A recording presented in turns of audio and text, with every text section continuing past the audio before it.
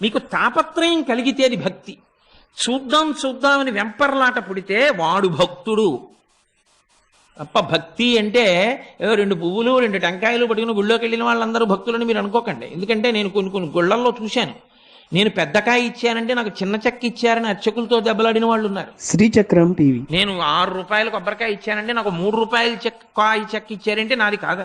ఆయన కర్మ, ఆయనకి ఎన్ని గుర్తెట్టుకుంటాడంటే, ఎన్ని కొబ్బరికాయలు అంటే ఏదో కలిపి కొడతాడు, తీసుకెళ్తాడు, చెక్కల నైవేద్యం పెట్టుకుంటారు.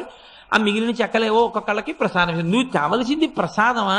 నువ్వు పట్టుకెళ్ళిన చెక్క నీ పేరు చెక్కించుకుని ఇవ్వాలంటే ఇంకా కొబ్బరికాయకి 2 వైపులా. కొబ్బరికాయ మీదే అంత వ్యామోహం ఉన్న నీకు నారాయణ దర్శనం అవుతుందా? నీకు నారాయణుని గురించి తెలుసా? అదే దూరం జరగడం అంటే. కొబ్బరికాయ పట్టుకెళ్ళాడు, కానీ ఎవరికి పట్టుకెళ్ళినట్టు? ఈశ్వరుడికా? రేపు శనివారం కొబ్బరికాయ కొడతానంటాడు, శుక్రవారం రాత్రే భార్యతో అంటాడు రేపు కొబ్బరికాయ మామిడికాయ పచ్చడి చేయబోయి బాగుంటుందంటే.